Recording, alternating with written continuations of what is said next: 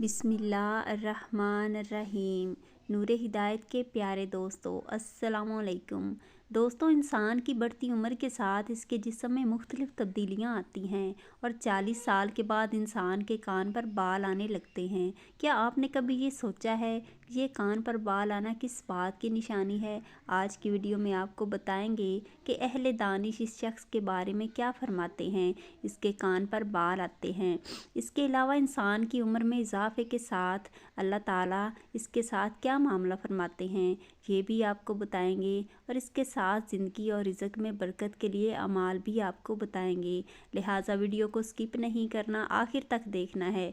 दुरूद पाक की बरकत वाली दुआ में शामिल होने के लिए चैनल को सब्सक्राइब और लाइक करके अपना नाम कमेंट सेक्शन में ज़रूर लिखें ताकि बरकत वाली दुआ में आप भी शामिल हो जाएं। प्यारे दोस्तों, इंसान की ज़िंदगी के मुख्तलिफ मराहिल हैं। जब पैदा होता है तो एक बेबस सा नन्हा बच्चा होता है और वालिदैन के रहमो करम पर होता है, फिर रेंगने लगता है, फिर पाँव पर खड़ा होता है, चलने जवानी के बाद बुढ़ापे का सफ़र शुरू हो जाता है। आइए आपको हदीस की रोशनी में बताते हैं कि ज़िंदगी के मुख्तलिफ मराहिल में अल्लाह पाक बंदे के साथ क्या मामला फरमाते हैं।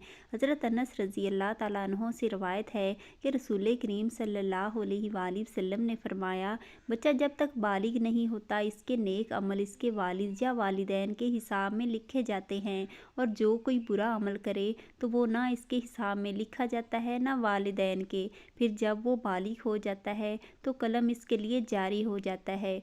दो फरिश्ते जो इसके साथ रहने वाले हैं, इनको हुक्म दिया जाता है कि इसकी हिफाजत करें, कुव्वत वहाँ पहुँचाएँ। प्यारे दोस्तों, इंसान की उम्र बढ़ने के साथ इस पर अल्लाह ताला की जानिब से रहम व करम का जिक्र है। इसी के पेश नज़र किसी बुज़ुर्ग का ये कौल है कि अगर तुम्हारे कान पर बाल आना शुरू हो जाएं तो समझ जाओ तुम पर कभी रिज़्क की तंगी नहीं आएगी। यानी अल्लाह इस शख्स पर अपने रहम व करम से रिज़्क की तंगी नहीं भेजता। अलबत्ता ये ज़रूरी है कि बंदा अपने रिज़्क में बरकत के लिए ऐसी अमाल करता रहे जो रिज़्क में बरकत का बाइस हैं। कुरान व हदीस की रोशनी में चंद अमाल आपको बताते हैं। ये अमाल ऐसे हैं जिनको इख्तियार करने से इंशाअल्लाह ज़रूर बरकत हासिल होगी। प्यारे दोस्तों, पहला अमल जो आपने करना है वो तकवा इख्तियार करना है, यानी अल्लाह से डरना, गुनाहों से बचना है। दोस्तों, अल्लाह के अहकाम पर अमल और शरन ममनून चीज़ों से इज्तनाब का नाम तकवा है। अल्लाह ताला फरमाते हैं कि जो अल्लाह ताला से डरेगा अल्लाह इसके लिए राह निकाल देगा और इसको वहाँ से रिज़्क देगा जहाँ से इसको गुमान भी ना होगा। दूसरी जगह अल्लाह ताला के इरशाद है, और अगर बस्तियों के लोग ईमान लाते और तकवा इख्तियार करते तो हम आसमान और ज़मीन की बरकतों के दरवाज़े इन पर खोल देते, लेकिन उन्होंने झुटलाया, इसलिए हमने इनकी कमाई, इनकी पादाश में इनको पकड़ लिया। प्यारी बहनों और मेरे भाइयों, याद रहे कि बरकत का मतलब दौलत की कसरत नहीं है बल्कि कफ़ायत है, यानी ज़रूरत के लिए काफ़ी हो जाना। बहुत से लोग कसरत माल के बावजूद मुआशी तंगी का रोना रोते हैं और मुआशी तौर पर बहुत से मसाइल का शिकार होते हैं। बज़ाहिर दरमियाने दर्जे के लोग इंतहाई इत्मीनान से ज़िंदगी गुजारते हैं। ये फ़र्क सिर्फ़ बरकत की वजह से है।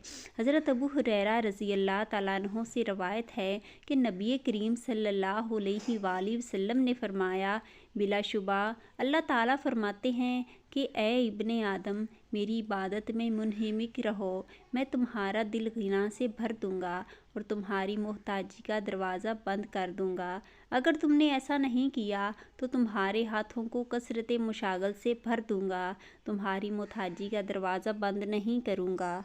दूसरा अमल है तौबा इस्तिग़फ़ार।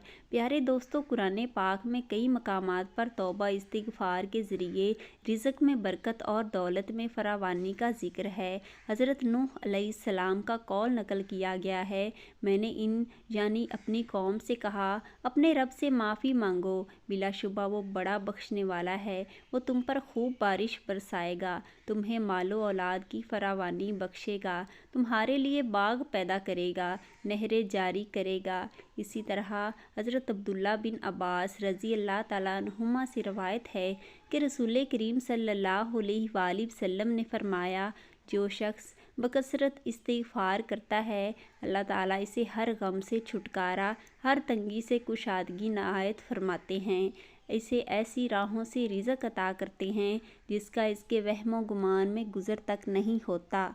یاد رہے مال میں خرچ کرنا بھی برکت کا سبب ہے۔ اللہ تعالیٰ فرماتے ہیں، شیطان تمہیں مفلسی کے ڈر سے ڈراتا ہے، بے حیائی کے کاموں کی ترغیب دیتا ہے، مگر اللہ تعالیٰ اپنی طرف سے مغفرت اور فضل یعنی رزق میں کشادگی اور برکت کا وعدہ کرتا ہے۔ اللہ تعالیٰ بڑی وسعت والا، بڑا علم والا ہے۔ اسی طرح حضرت ابو ہریرہ رضی اللہ تعالیٰ عنہ سے روایت ہے کہ نبی کریم صلی اللہ علیہ وآلہ وسلم نے ارشاد فرمایا، اللہ تعالیٰ فرماتا ہے، اے ابن آدم خرچ کر، میں تیرے اوپر خرچ کروں گا۔ پیارے دوستو، رشتہ داروں کے ساتھ حسن سلوک بھی برکت کا باعث ہے، جیسا کہ حضرت ابو ہریرہ رضی اللہ تعالیٰ عنہ سے روایت ہے، رسول کریم صلی اللہ علیہ وآلہ وسلم نے فرمایا، جسے وسعت رزق اور لمبی عمر کی خواہش ہو، اسے رشتہ داروں کے ساتھ اچھا برتاؤ کرنا چاہیے۔ اور حضرت علی ابن ابی طالب رضی اللہ تعالیٰ عنہ سے روایت ہے، رسول کریم صلی اللہ علیہ وآلہ وسلم نے فرمایا، جسے لمبی عمر، وسعت رزق اور بری موت سے چھٹکارا پانے کی خواہش ہو، اسے اللہ سے ڈرنا چاہیے اور رشتہ داروں کے ساتھ حسن سلوک، صلہ رحمی کرنا چاہیے۔ یاد رہے کہ اس حدیث کا جامع مفہوم یہ ہے کہ حسب گنجائش رشتہ داروں کے ساتھ خیر خواہی اور بھلائی کا معاملہ کیا جائے اور شعور و فطن سے انہیں محفوظ کیا جائے۔ اس کے علاوہ کمزوروں کے ساتھ حسن سلوک بھی برکت کا باعث ہے، جیسا کہ نبی کریم صلی اللہ علیہ وآلہ وسلم نے فرمایا، بندوں کو ان کے کمزوروں کی وجہ سے رزق ملتا ہے اور ان کی مدد کی جاتی ہے۔ حضرت مصعب بن سعد رضی اللہ تعالیٰ عنہ سے روایت ہے کہ سعد نے دیکھا کہ انہیں دیگر لوگوں پر فضیلت حاصل ہے، تو رسول اکرم صلی اللہ علیہ وآلہ وسلم نے ارشاد فرمایا، کمزوروں کے طفیل ہی تم کو رزق ملتا ہے، تمہاری مدد کی جاتی ہے۔ اور حضرت ابو داؤد درداء رضی اللہ تعالیٰ عنہ سے روایت ہے کہ رسول کریم صلی اللہ علیہ وآلہ وسلم نے فرمایا، تم لوگ میری رضا اپنے کمزوروں کے اندر تلاش کرو، کیونکہ تمہیں کمزوروں کی وجہ سے رزق ملتا ہے، تمہاری مدد کی جاتی ہے۔ دوستو، ہماری آج کی اس ویڈیو کو اپنے دوستوں کے ساتھ شیئر کیجیے گا، اور اگر آپ چاہتے ہیں کہ ہم آپ کے لیے آپ کی مرضی کا کوئی موضوع لے کر آئیں تو آپ اس بارے میں ہمیں کمنٹ سیکشن میں بتا سکتے ہیں۔ شکریہ۔